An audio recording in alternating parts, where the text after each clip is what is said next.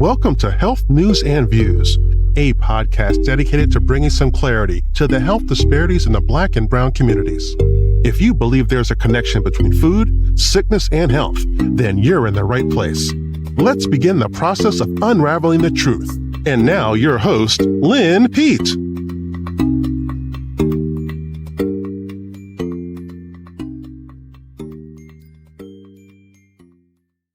Greetings and welcome to another episode of Health News and Views, Food, the Final Frontier. Thanks for stopping by. I'm your host, Lynn Pete. Well, in this episode, we will explore the vernal equinox and the events of this seasonal shift. But first, the subject matter provided on this podcast or any of our other published documents is for informational purposes only. Food, the Final Frontier, and our partner, Health News and Views, do not attempt to treat, diagnose, or cure any disease or condition.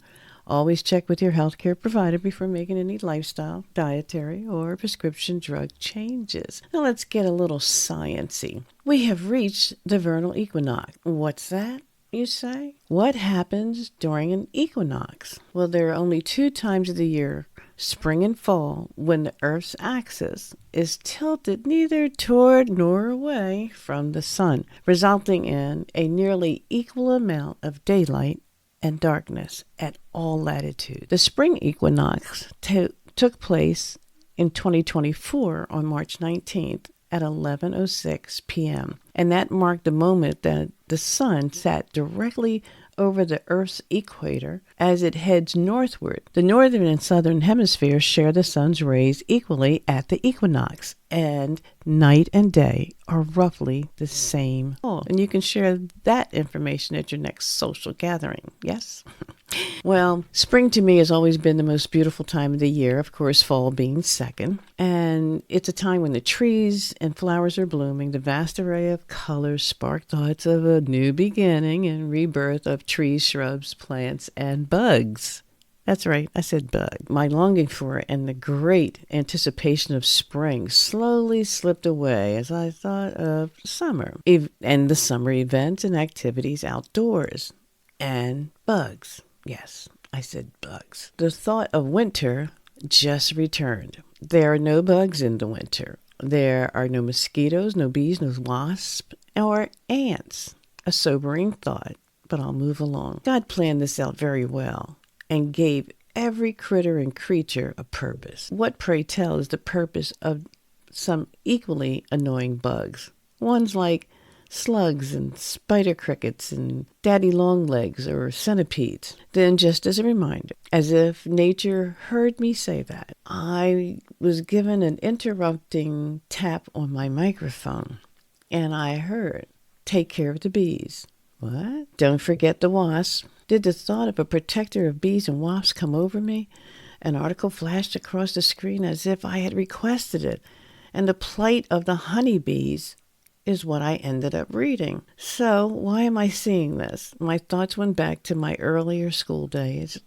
I then remembered around maybe 5th or 6th grade the explanation of why we need bees, and the valuable task of pollinating crops and flowers came back to mind.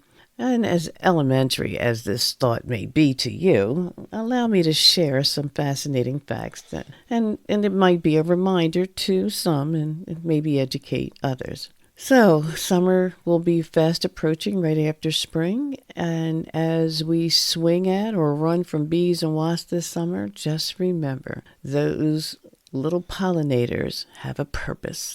First, did you know that honeybees and bumblebees are not the same? I ask again, honeybees and bumblebees, they are not the same. Honeybees tend to get all the glory, but there are 20,000 different species of pollinators who play a vital role in their respective ecosystems. That information according to thegreatergood.org, and they said there are at least 4,000 types of bees native just to the United States. They say the bees are responsible for pollinating 75% of the world's flowering plants and 35% of the world's crops. That means we have bees to thank for 1 out of every 3 bites of food that we ingest. And thanks again to thegreatergood.org for those stats. Can you even imagine a world without fruits, fiber, veggies, beautiful flowers to see and some to eat? Well, The greater good went on to explain what life would be like without bees. The food chain would deteriorate. Bees are vital, so much so that the research shows that 100,000 species of plants would become extinct if the pollinating function of the bee was to stop. Apples, melons, cranberries, pumpkin, squash, broccoli, and many more would not even exist. Maybe you already knew this, but did you know that honeybees are currently at a risk of extinction? One report declared a state of emergency for banning any insecticides or pesticides that contribute to the destruction of our very livelihood. What are we, crazy or stupid? What kind of sense does it make to destroy the very thing that is pollinating and supplying 70 to 100 crops worldwide? Why is it that nonprofit organizations around the world see the problem, and yet those who would profit from the sale of the crops can't seem to wrap their collective heads around the potential problem? There are several factors that are responsible for the bees' decline, but pesticides and insecticides are at the top of the list. The wide use of these pesticides have been linked to the decline of honeybees. These chemicals can be harmful to bees by affecting their navigation, their communication, immune systems, and making them more susceptible to diseases and parasites. How about loss of habitat, urbanization, agricultural intensification, and monoculture farming have led to the loss of bee-friendly habitats. Climate change has disrupted the timing and availability of floral resources, affecting the foraging behavior of the production of honey. It has been said and attributed to Albert Einstein, a quote that says that if the bees disappear from the surface of the globe, humanity would have only 4 years of life left, as food crops would have no one to pollinate them. Well, the quote was attributed to Albert Einstein, but can't seem to be documented. But would you agree it is a stark reminder that life as we knew it is destined for extinction along with the honeybees? Well, in 2007, the coining of a new term called colony collapse disorder, and whose causes and solutions are still being investigated, but they're saying that the destruction of these colonies of bees is going to have a worldwide consequence. Allow me to share a report with you from Environmentor. That's another blog from tentree.com. And they talked about what the possibilities of what we would experience if for a moment we were to imagine life without pollinator species. I said crops such as pears, blueberries, and apples, all that depend on bees and others to reproduce, would be gone. Bees are responsible for the global coffee crop. That would be gone. Native bees alone provide $5 billion in crop pollination services every year to the United States. The economic ramifications of this would be staggering, they're saying. Bee species pollinate 70 crop species, again, out of 100 that feed around 90% of the world's population. Decreased agricultural output would break supply chains. Animals that depend on those plants lose their sources of food. The decline of species like native bees isn't just an environmental issue.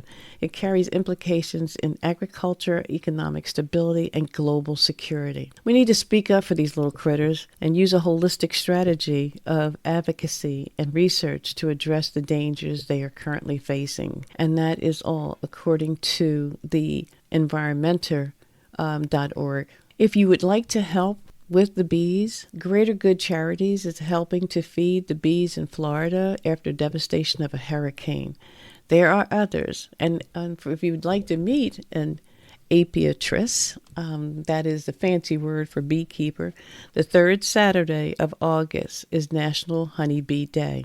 It's no wonder the organizers of National Honeybee Day take this opportunity to highlight the many positive aspects of honeybees. Honey made by bees from flower nectar is one obvious benefit. It tastes good and it's good for you. The beeconservancy.org and the IVO, which is the International Vet Organization, and Greater Good, of course. These nonprofit organizations are the ones who are making us more aware of the decline of bee colonies and we need to support them. Thanks for stopping by to another episode of Food, the Final Frontier and Health News and Views. It's always a pleasure to have you. Share the information, make it a powerful day. And remember, pollination powers the planet.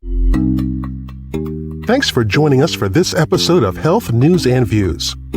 Join us again next time as we continue to explore the correlation between food, sickness, and health. If you like the show, please subscribe and leave a review for Lynn. She would love to hear your comments. Thanks again for listening, and remember, food is the final frontier.